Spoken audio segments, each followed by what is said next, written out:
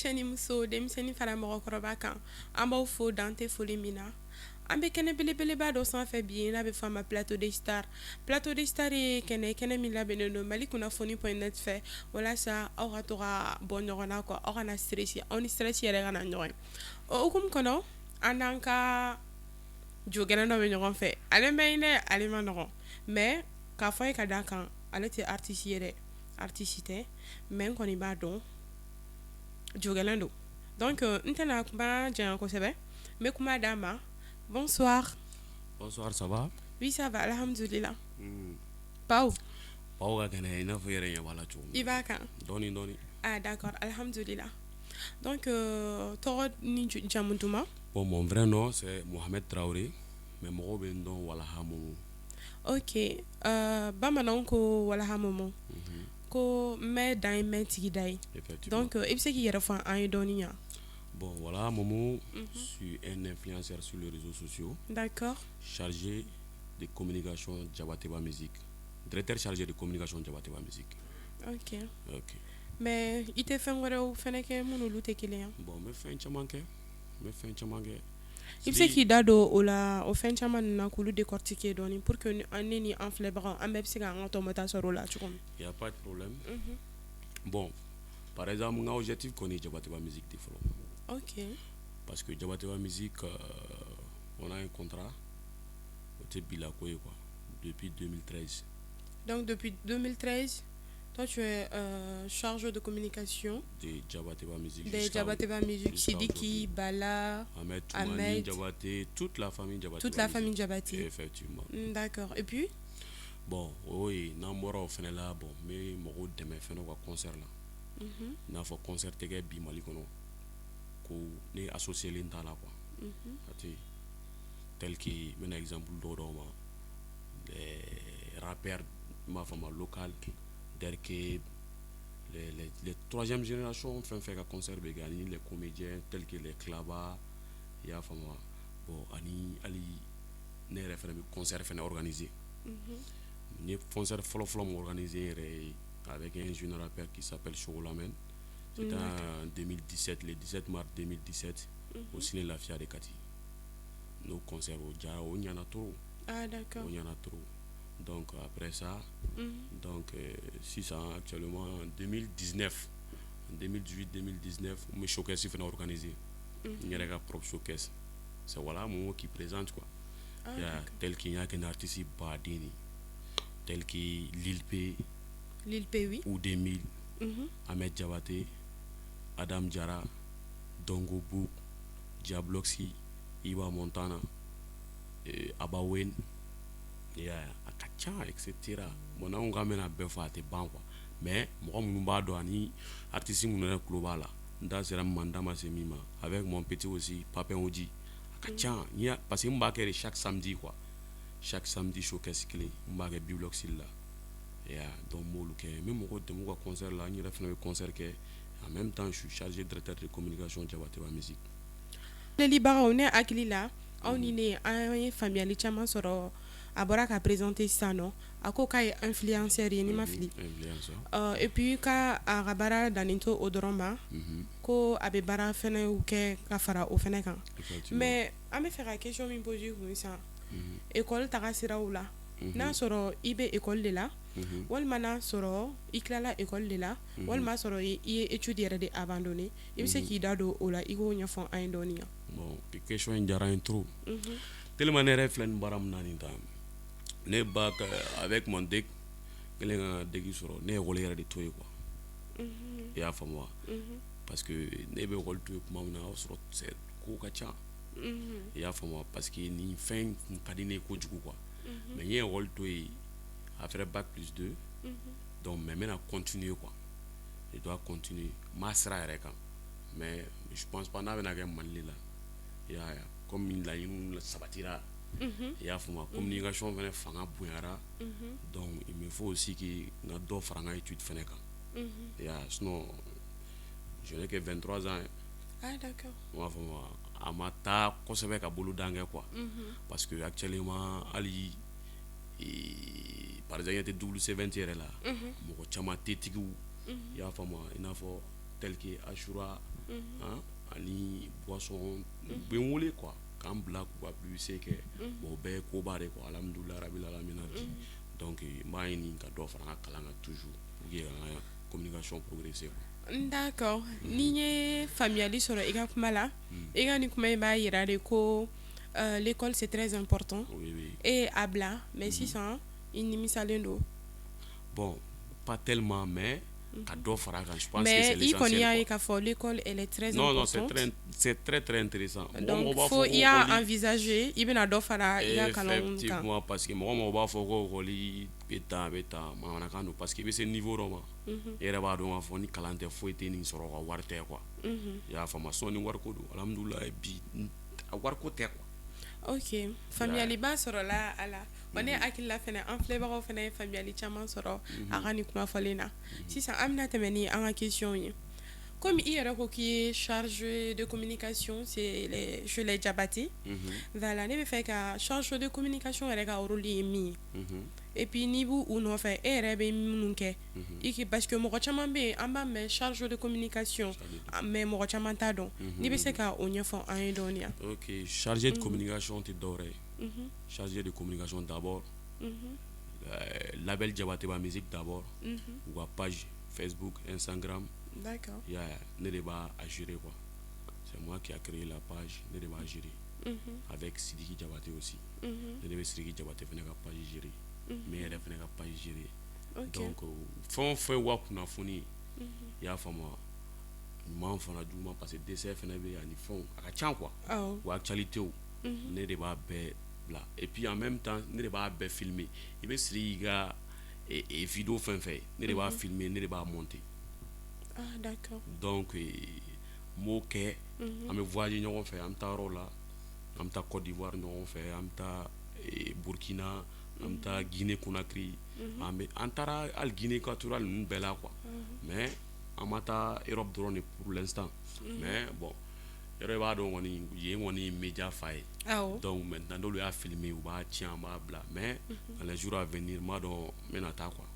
Ok, faamuyali caman sɔrɔla o la a ye rumeur dɔ tun bɛ ka circuler tile filanin na u ka bana jugu coronavirus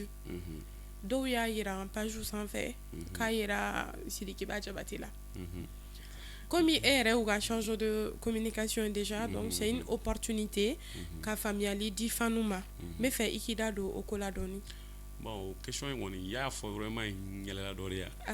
parce que i b'a dɔn cɛ Mali kɔnɔ quoi mɔgɔba de dɔgɔyalen don kojugu quoi o tɛ Sidiki yɛrɛ dɔrɔn ye quoi hali président yɛrɛ bonyalen tɛ dugu in kɔnɔna la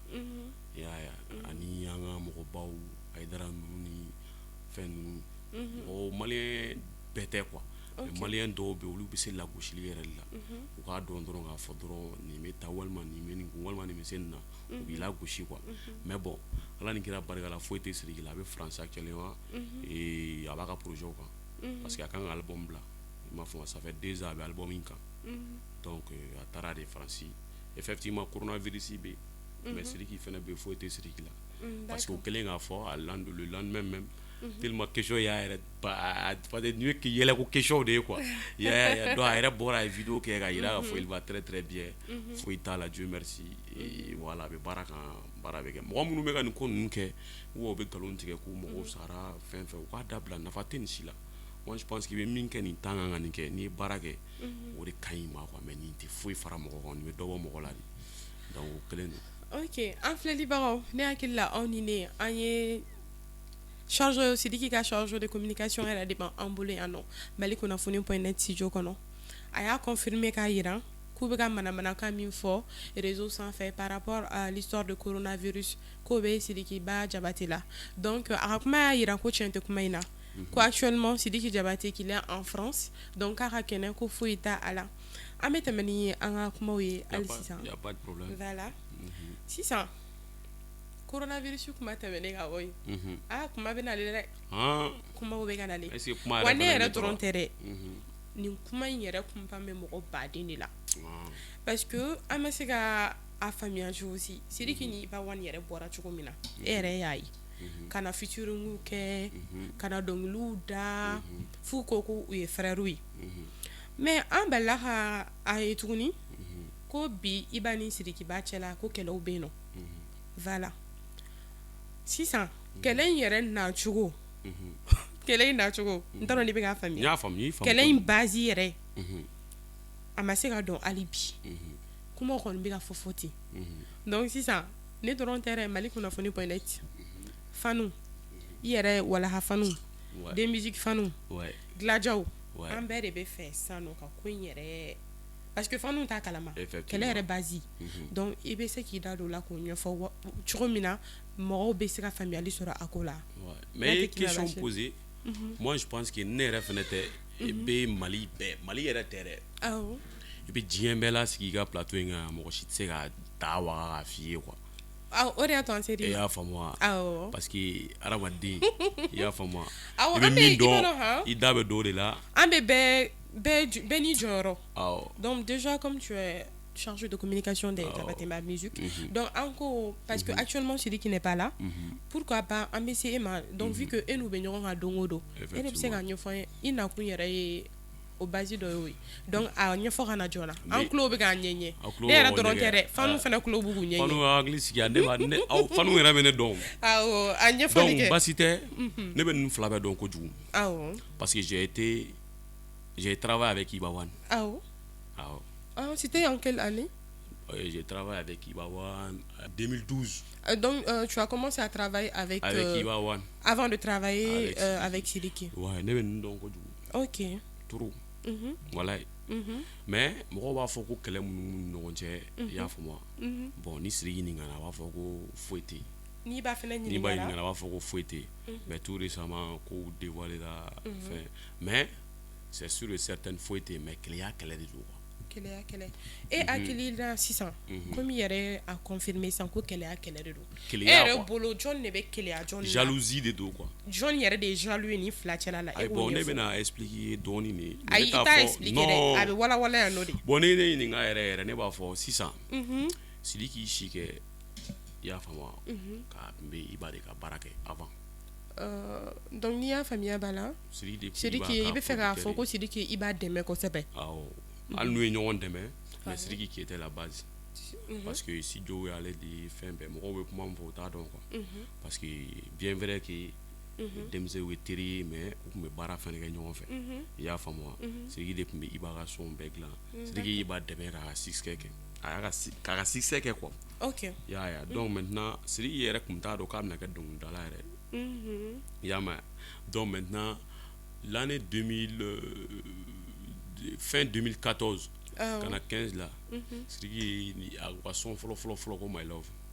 Sidiki ka son fɔlɔ ko My Love voilà n bɛ kuma jɔ yen fɔlɔ n bɛna don ni questionnin dɔ ye My Love in kɔnɔna la komi e yɛrɛ b'a ko kalama ka tɛmɛ anw yɛrɛ kan My Love in na kuma caman fɔra a fɔra ko Bijou Siraba ni Sidiki tun bɛ ɲɔgɔn fɛ ko de y'a inspiré ko ka My Love in da mɔgɔ caman bɛ ka kuma fɔ sisan i b'a ɲɛfɔ ka na n'a sɔrɔ kuma in ye tiɲɛ de wa nkalon non bon tu sais ne t'o dɔn quoi e t'o dɔn ne t'o dɔn min y'a inspiré ka son in na ne t'o dɔn i y'a faamu a yɛrɛ de kelen b'o dɔn i y'a faamu ne tɛna po kan mais son in bɔlen Sidiki tun bɛ son lamɛn quoi dans sa voiture a bɛ son lamɛn a y'a ci malgré a y'a ci a terikɛw ma u tun b'a lamɛn Sidiki tun t'a dɔn yɛrɛ a tun bɛ son da dɔrɔn a b'a lamɛn so kɔnɔ a n'a ka mobili kɔnɔ quoi donc a y'a ci a terikɛw ma donc maintenant est ce que son in ne de m'a bila réseau sanfɛla la Bamada City d'accord donc maintenant son bilala son fanga sɔrɔ trop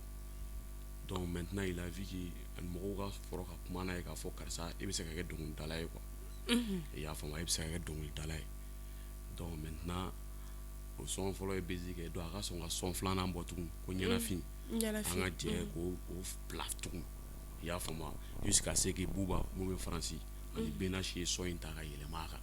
a kɛ Je l'avais validé awɔ an y'a kuma faamuya parce que a fɔra ko tubabu ye Sidiki ka biti suɲɛ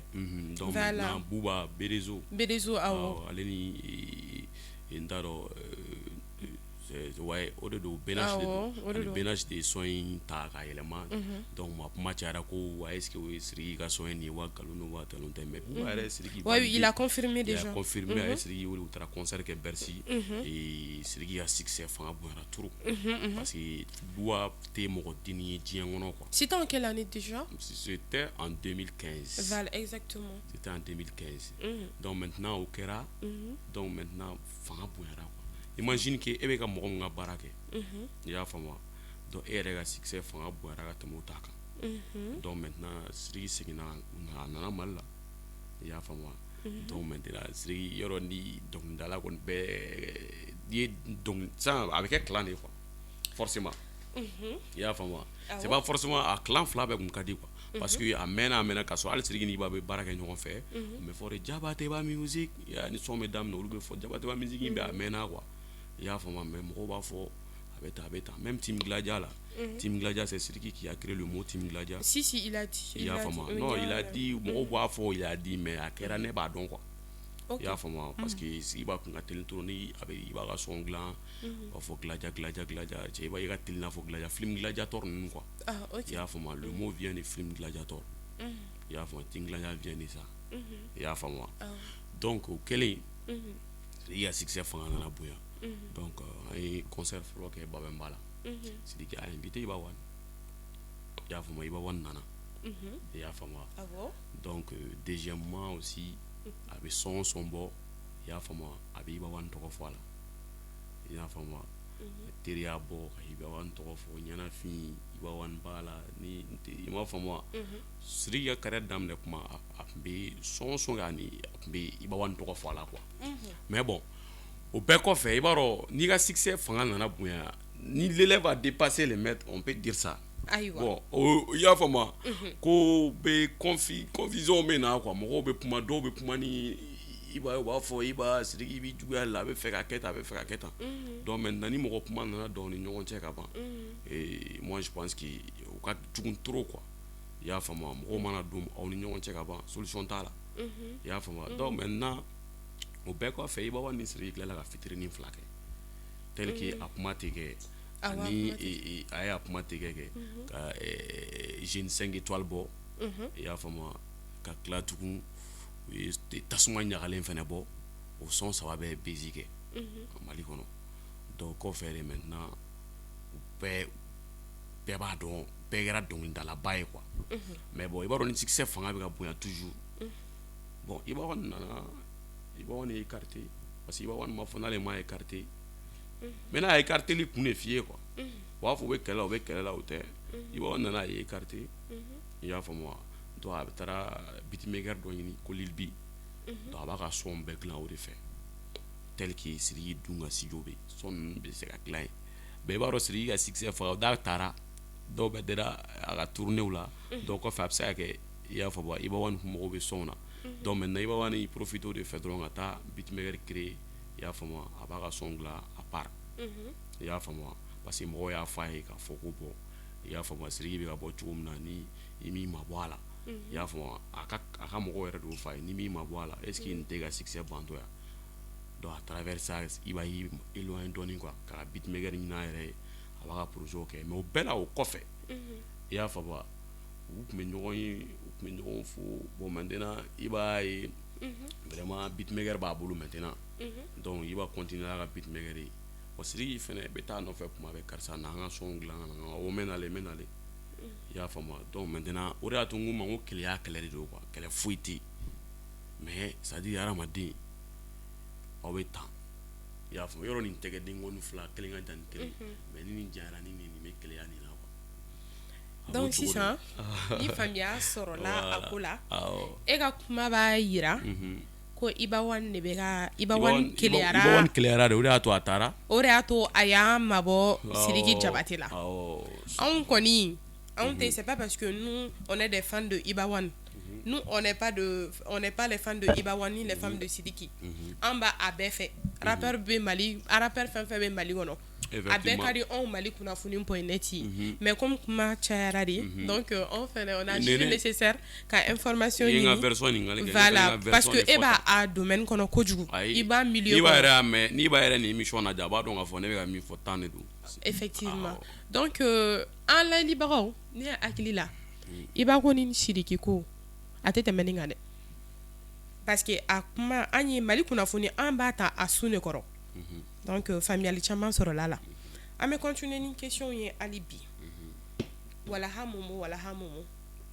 e ka walaha in yɛrɛ kɔrɔ ye di walaha nana e walaha in ta cogo min na i bɛ se k'i da don o yɛrɛ la ko bon depuis à bas âge théâtre malien dɔ tun bɛ bɔ ko walaha i y'a faamu Amion de tun y'a acteur ye i y'a faamu bon film in ka di ne trop o y'a sɔrɔ walaha bɔra ne mina hakili t'a la tugun mais ni n tɛ se ka hakili t'a ne la tugun mais mɔgɔ minnu b'a ne dɔn depuis au moment walaha nana o kuma de parce que walaha kun ka di ne mɔgɔw tun bɛ ne wele walaha i y'a faamu dɔw fana bɛ n wele Momo donc c'est en 2012 comme ça n y'a fara ɲɔgɔn kan quoi ko pourquoi pas n t'a kɛ walaha Momo ye de créer une agence de communication ma boîte de communication ka baara kɛ donc à travers ça walaha nana sɔrɔ ni walaha yɛrɛ cɛtiri bɔra ye walaha foyi tɛ walaha Mali kɔnɔ mun ka kɔrɔ ni ne ka walaha ye ok a bɛ ten de quoi faamuyali sɔrɔla o ko la sisan komi i yɛrɛ ko k'i ye influenceur ye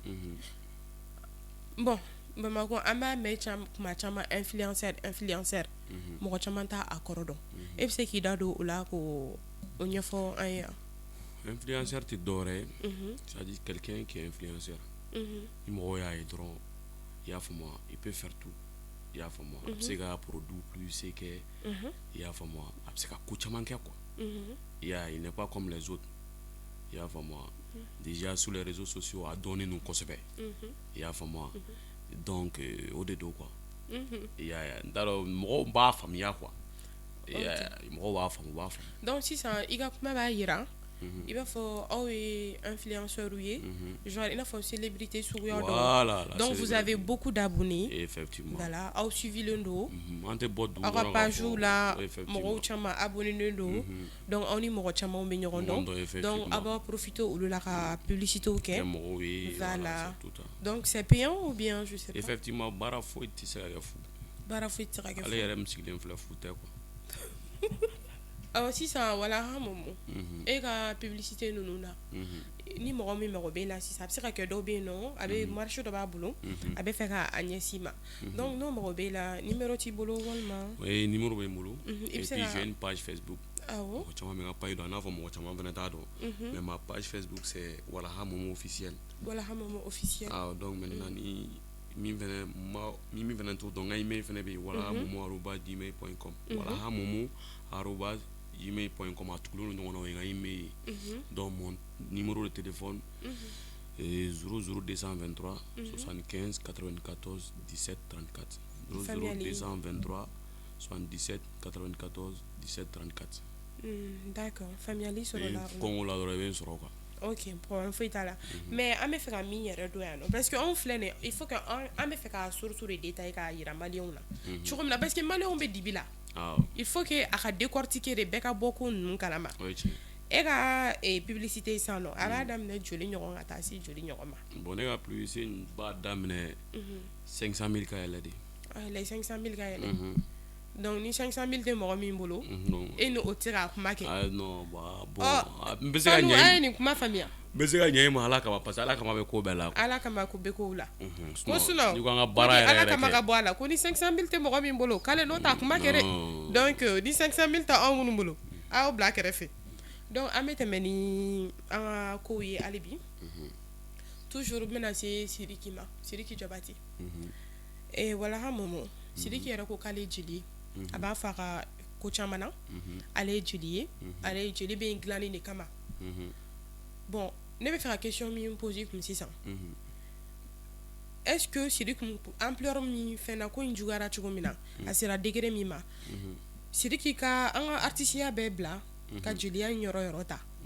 est-ce que n'a kun ka di Sidiki a kun tɛ se ka ko dɔw kɛ pour que an bɛ situation min na bi ani Iba Wan ka conflit a sera degré min ma n'a tun ye a jeliya place ta a kun tɛ na se yen quoi. Bon, ne ba ne fɛ n'i ye n y'a faamu i ko n'a jara Sidiki ye n'a kun jara ye parce que a ka kuma la kuma caman ni ko in banni tun b'a kɔnɔ a ko k'ale ye jeli ye ale bɛ dilanni de kɛ san b'a sɔrɔ a banna e m'o de fɔ bon moi je pense que ne de bɛna fɔ maliyɛn bɛɛ bi Sidiki seko kɛ kojugu quoi ne yɛrɛ j'ai sûr et certain et puis a bɛ n bolo kojugu quoi et puis n bɛna don a détail kɔnɔ dɔɔnin quoi Ala ka barika don i la i y'a faamu maliyɛnw minnu tulo bɛ k'aw ɲɛɲɛ a y'aw tulo dayɛlɛ mɔgɔw kumana ko bon kɛlɛ bɛ Sidiki ni i m'a faamu i b'a ni ɲɔgɔn cɛ mɔgɔ caman ye Sidiki kɛ mɔgɔ jugu ye Mali kɔnɔ i y'a faamu hali ka dan o ma fɔlɔ i y'a faamu Sidiki tɛ kɛlɛ in fɛ quoi parce que Sidiki yɛrɛ b'a dɔn kɛlɛ in man ɲi ale ma yan parce que kɛlɛ tɛ dɔwɛrɛ ye tɔgɔ jugu ni hali e m'a mɛn sa u y'a fɔ ko coronavirus b'a la parce que nin tɛ mɔgɔ wɛrɛw ye quoi i b'a ka mɔgɔw de bɛ nin fɛn ninnu kɛ k'a bila réseau sanfɛla la i jɔ ni ne ye ka kuma in faamuya ka ɲɛ i ka kuma b'a jira ko coronavirus détail Gladiaw de ye ka baara dɔn effectivement c'est ça Gladiaw ka baara dɔrɔn tɛ dɛ Gladiaw ka baara t'o dɔrɔn ye quoi n bɛ fɛ k'o fɔ quoi olu b'a kuma dɔw la u b'a publier n'u content na ko Sidiki sara walima u b'a k'a ba sara walima u b'a k'a fa sara u bɛ taa fo compte créer k'u dogo kɔfɛ dɔrɔn k'a publier donc sisan o dɔrɔn de don quoi mais Sidiki yɛrɛ wulila i y'a faamu ka se Iba ma ko in daminɛ pour que ko in bɛ se ka ban mais ko in banni man di Iba ye quoi a fɔ ko mun na parce que y a un gars qui s'appelle Idriss Martinez ko in juguyalen o y'u fila bɛɛ wele quoi a ye Sidiki wele ko Sidiki est-ce que kɛlɛ in banni ka di yan Sidiki ko n'a ka di Idriss Martinez ye sisan a k'u fila bɛɛ wele k'u lasigi RHM sanfɛla aussi si je trompe pas Sidiki seginna a kelen kan i y'a faamu ani site caman wɛrɛ bon i b'a ɲininka i b'a ko bon ko ni kɛlɛ in c'est à dire ko kɛlɛ in kun ko ɲɛfɔ cogo t'a la quoi ko n'a ko k'a bɛ kɛ ko élection bɛ ka na législative bɛ ka na ko bɛ bɔ a ma ko Mali bɛ wuli quoi diɲɛ bɛ wuli quoi parce que kana o tɛ manamanakan ye quoi pour il fait juste dire que dɔrɔn kɛlɛ in tɛna ban parce que ale b'a dɔn ni kɛlɛ in banna kɛlɛ in banni t'ale arranger quoi donc Iba de y'o fɔ i b'a fɔ maliyɛn bɛɛ b'a kalama n'a ye ja don YouTube kɔnɔna la walima i ka don Facebook kɔnɔ ko kɛlɛ in tɛ ko maliyɛnw k'u pan kɛlɛ ko banni ko kuma kunna k'a tɛ ban quoi i y'a faamu wa a tɛna ban ale fan fɛ quoi donc kabini ye i b'a dɔn k'a fɔ ko Iba kɛlen don ka a bɛ nkalon kan quoi sinon ala bɛ yafa ko bɛɛ bɛ ban fo Ala ka masaya i y'a ye nɔriw attaquera yan nɔ Mali ma wuli coup d'état kɛra yan nɔ Mali ma wuli saw kɛra yan nɔ Mali ma wuli e ka nin manamanakan ni Mali tɛ se ka wuli dɛ mon frère a fɔ dɔrɔn tiɲɛ fɔ dɔrɔn tiɲɛ na n tɛ fɛ n ye nkalon min tigɛ n ka faniw ye k'a fɔ Sidiki ye nin kɛ n na walima Sidiki somɔgɔw ye nin kɛ n na i y'a faamu ni kɛlɛ ban olu bɛ n'i bila parce que Sidiki kɛlɛ jama de b'a nɔfɛ quoi jama min bɛ i b'a kɔ i b'a succès tɛ dɔwɛrɛ o i y'a faamu mɔgɔ minnu tɛ Sidiki fɛ olu de b'a kɔ donc n'a ni Sidiki jara sisan i b'a tɛ kɛ foyi ye Mali kɔnɔ ne de fana b'o fɔ donc kɛlɛ in t'an arranger o yɔrɔ de la quoi i y'a faamu ayiwa fanu ne bɛ tilen k'a fɔ aw ye n'aw m'aw sɔgɔ Mali kunnafoni.net la a ka ko ne kɔni ne tɛ kuma information bɛɛ a bɛ traiter yan nɔ de voilà Momo an bɛ continuer n'a ye hali sisan Momo komi i yɛrɛ bɔra ka f'i ka kuma yɛrɛ la ko Sidikiba bɛ Faransi ni wagati in na Sidiki Jabate Kalajula Sango bɛ Faransi voilà donc sisan i b'a sɔrɔ a bɛ ko dɔw la yen nɔ i bɛ se k'i da don o la k'o tɛrɛmɛ dɔɔnin non Sidiki tɛ Faransi Sidiki voyage yɛrɛ man di Sidiki ni Sidiki voyage len dɔrɔn a bɛ taa baara de la Mali ka di Sidiki ni dugu bɛɛ lajɛlen ye walayi mais n'i y'a voyage n'i y'a mɛn dɔrɔn k'a voyage la dɔrɔn a bɛ baara de la quoi baara de dɔwɛrɛ ye o baara a b'a ka album de kan et puis il se profite aussi a ye son minnu kɛ a b'olu clipw kɛ i y'a faamu ni album minnu fana bɛ ka na a b'a essayer k'olu to achever featuring ni fɛnw i y'a faamu tel que a ye featuring caman kɛ a ka album kɔnɔna la i y'a faamu ni artiste caman pays caman artiste caman tel que France Guinée Burkina i y'a faamu a ka ca quoi Sénégal Wally Seck ninnu i y'a faamu ani Kanja Kora ninnu ani Ya Lewis ninnu olu bɛ France avec Vigi Dream ninnu i y'a faamu olu featuring ninnu bɛɛ kɛ donc a bɛ ka ca a y'a n'a ka mura a bɛ ka caman de kɛ ka taa fɛ quoi pour que vraiment a bɛ se ka album duman d'a ka faniw ma Ok. Ouais. Donc si ça il y a kuma ba yira ko Sidiki be actuellement en France Oui. abe aka album ko de la ou baraw la Effectivement. et puis amna featuring kani mo wéro ye ou bien je sais pas au Luther. A bɛna fitinin kɛ et puis a bɛ k'i profiter ka son clipw fɛnɛ kɛ a fɛ. Ok, d'accord. Familiali sur là ou là. Mais voilà, un moment, je sais pas, comme tu es chargé de communication de Djabati, n'ta don no la na sore be ka Djabati la ko défense ta. Mais kuma do kon fora wa kuma in kera yɛrɛ de. Après vous fenek bien. Ko ko Kante kun ye lajɛrɛ dɔ boloda. Lajɛrɛ mun kɔnɔna la, a tun bɛ fɛ ka Ibani Sidiki ka u ka conflit ka banque a ko la. Ko a don Iba Wan ne yera kɛnɛ in kɔnɔ. Ko mais malheureusement Sidiki Diabaté mana. Sisan comme e dun ka kuma b'a yira i b'a fɔ kɛnɛ bɛ Iba Wan dɔrɔn de fan fɛ. Munna Sidiki mana kɛnɛ in na? Bon question in diyara n ye trop. Hali kɔsani na yani kɔsani na yɛrɛ cɛ an delila ka taa TMT TV sanfɛla la. Sidiki delila ka kɛ invité au plateau sanfɛ. Question in delila ka poser a kun. Sidiki yɛrɛ y'a yira fɔlɔ ko Kante taara i y'a faamu wa Kante ma taa ale sɔrɔ Kante taara sɔrɔ ale voyagé de don i y'a faamu wa Kante yɛrɛ tilala ka na Kante ka vidéo n'a y'a ta ka lajɛ yɛrɛ Kante ko ale taara Sidiki fɛ a taara sɔrɔ Sidiki voyagé de don i bɛ taa yɛlɛ YouTube sanfɛ i bɛ segin i bɛ image in lajɛ ka ɲa a taara sɔrɔ Sidiki tɛ yen a k'a fɔ a somɔgɔw ye ko n mɔgɔw tun taara dɔwɛrɛ la ka n'i b'a sigi kɛnɛ kelen kan a taara sɔrɔ Sidiki tɛ yen Kante taara ne yɛrɛ sɔrɔ du kɔnɔna la Kante ni Bala Diabaté de ɲɔgɔn a kɛra ɲɛna quoi wuladafɛla na Mali maaw de tun b'a kana quoi Asani b'a kunna a nana ko bon effectivement a nana concert dɔ lajɛlen a taara concert la Kayikaw y'a ɲini a fɛ ani Maliyɛnw y'a ɲini a fɛ a ka ni Iba ni Sidiki sigi i y'a faamu ka kɛlɛban kɛ donc maintenant Kante taara sɔrɔ Sidiki tɛ yen donc mais Maliyɛn mɔgɔ jugu de ka ca quoi u taara yira k'a fɔ i y'a faamu wa ka projets monter ka taa nkalon tigɛ wa Sidiki bangana Sidiki b'i bangana mun na a ma bangana Kante bɛ se Kante a bɛ se ka kɛ dans les jours à venir a bɛna Kante yɛrɛ ta plateau sanfɛ a bɛ une question in poser a kun comme ça il va bien a b'a éclaircir ka ɲa ne ka kuma comme n ka téléphone n b'a vidéo bɔ ka yira sa a bɛ k'a fɔ ko wagati bɛna koron ok il y a pas de problème t'a la wala ha moment donc i ka kuma b'a yira ko Sidiki ma bangana a ma bangana a don Sidiki kun tɛ ici Mali la Mali yɛrɛ la sinon n'a kun bɛ yen a kun bɛ taa donc i ka kuma b'o de yira voilà faamuyali sɔrɔla o ko la wala ha moment émission bɛna se a kuncɛ yɔrɔ ma a kuncɛ yɔrɔ an bɛ yen yɛrɛ de sisan donc n'a sɔrɔ conseil b'i bolo ka lase rappeurs ma i b'o milieu kɔnɔ déjà a kura ni minnu nouvelle génération o ni minnu fɛnɛ b'a la kɔrɔlen an ka belebelew voilà o dɔrɔn tɛ denmisɛnninw bɛɛ n y'a faamu question in diyara n ye trop parce que olu de bɛ an ka nin jamukan in su Mali kunnafoni TV sanfɛla la donc ne bɛ mun fɔ jeunes ye dɔrɔn tel que m'a daminɛ artistes rappeurs comédiens i y'a faamu wa an ka kɛlɛ dabila an ka ɲɔgɔn juguya ba in dabila an ka baara kɛ pour que vraiment Mali art ka se ka développer ka taa yɔrɔ la halisa a ma se ka taa yɔrɔ ma f'a ka taa biti awards ninnu kɛnɛ kan ani trophée ba ninnu ani Grammy awards ninnu ni victoire de la musique ninnu et puis n b'a yir'u la k'a fɔ fɛnɛ i y'a faamu wa artistes yɛrɛ dama fɛnɛ ka ɲɔgɔn bonya quoi c'est vrai i ye artiste ye mais e yɛrɛ b'a dɔn ko nin artiste bɛ ɲɛ mais i ka dɔgɔyali mankan tɛ ka s'a ma ka sɔrɔ a ma ko k'i la o fɛnɛ conseil fɛnɛ bɛ n bolo ka d'u ma ani gulɔba min ninnu parce que gulɔ man ɲi juin man ɲi i y'a faamu ani ko caman wɛrɛ quoi tout ce qui est côté négatif là n b'a faamu a bɛɛ tɛ se ka dabila sa mais ka se ka caman bɔ a la quoi bon n bɛ mun fɔ jeunes tɔw fɛnɛ ye minnu tɛ dɔnkilidala ye bon n bɛ mun fɔ aw ye dɔrɔn a ye sonyani dabila a ye sonyani u ka sonyani dabila zon quoi i y'a faamu parce que sonyani tɛ jamana in jɔ quoi i y'a faamu ani tewuliba ninnu nafa foyi t'a la i y'a faamu parce que a bɛɛ bɛ na ni lagosili de quoi ani keleya juguba a bɛ mɔgɔ kɛ ɲɛngo ye c'est pas bon an ka baara kɛ et moi je pense que n'an ye baara kɛ o de ɲɔgɔn tɛ quoi mais k'i sigi parce que n'i sigi gitɔrɔnda la k'i bɛ ka te min ni ne bɛ ka tɛmɛ mobili la e bɛ se ka ne nɛni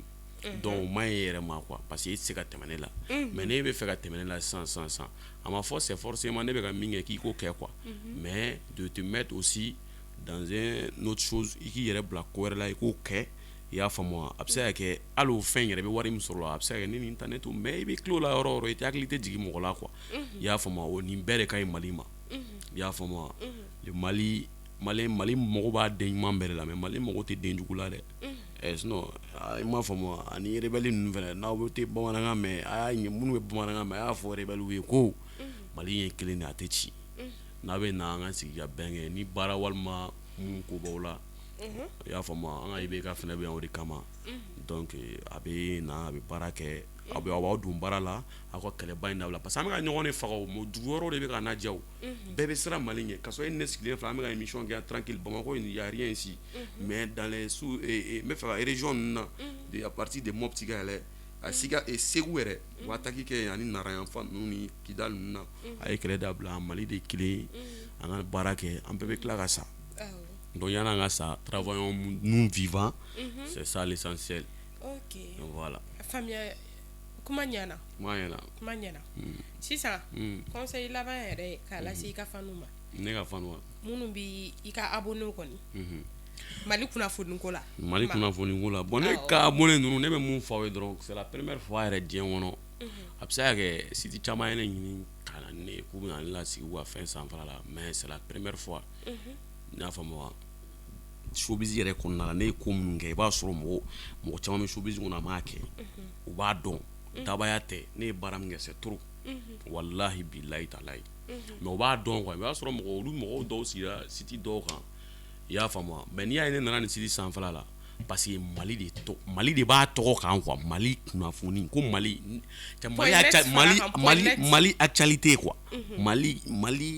kunnafoni bɛ Mali kɔnɔna la quoi donc tout ce qui concerne le Mali ça me concerne i y'a faamu donc n ka abonné minnu bɛ yen c'est là pour le Mali donc Mali commune bɛɛ Kayifo Kidal i y'a faamu aw bɛ bɛɛ de kama équipe bɛ yan nɔ matériel ka ɲi studio yɛrɛ ka ɲi internet yɛrɛ bɔrɔn bɔcogo la donc maintenant équipe bɛ yan sur place a ye na dɔrɔn a ka wariw sara n'u ka bɛn a la dɔrɔn u ka taa aw ka fɛnw ta dɔrɔn k'a jɛnsɛn bɛɛ k'a ye ni problème bɛ mun da la a ye na Mali kunnafoni de y'a solution ye Mali kunnafoni point net bɛɛ k'i abonné à page la point net Mali kunnafoni point net bɛɛ k'i abonné à page la a compte YouTube la a Instagram na a Facebook la donc pour que aw bɛ se ka Mali actualité bɛɛ sɔrɔ en temps réel olu bɛ yan bɛɛ de kama i y'a faamu i kɛra gouvernement baarakɛla ye o i kɛra artiste ye o i kɛra président ye o i kɛra ministre ye o olu bɛ yan pour tout le monde i y'a faamu donc big up à Mali kunnafoni point net. O diyara an ye an ka tɛgɛrɛ ni fo la bravo ok donc voilà Momo kuma ɲɛna an b'i fo dan tɛ foli min na parce que hali n'i ma wari di mɔgɔ ma a bɛ se ka kɛ natɔla fɛn dɔw tun b'i sɔrɔ ala kana basi k'i la mais i sen bɔ i kɔnɔ k'a se an ma yan bi a diyara an ye donc an b'i fo dan tɛ foli min na an balimaw nin bɛ dansigi kɛ bi ani an balimakɛ Walaha Momo ka émission la n'o ye plateau des stars ye an b'a fɔ aw k'an bɛn cɛ waati wɛrɛ